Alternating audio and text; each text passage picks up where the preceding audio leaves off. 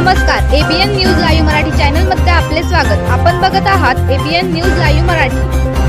जिल्हाधिकाऱ्यांनी रामेश्वर येथील शासकीय भूखंड गट क्रमांक 69 अ प्रकरणी मसस ग्रामपंचायतीच्या नियमबाह्य कार्यपद्धतीची चौकशी करावी, मुकेश गांगुर्डे यांची मागणी.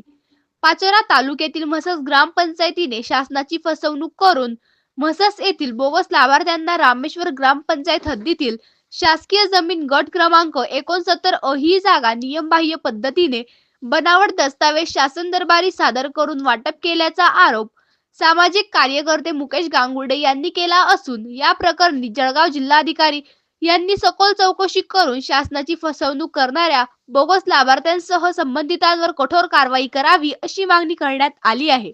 प्रतिनिधी विनोद मेढे, पाचोरा.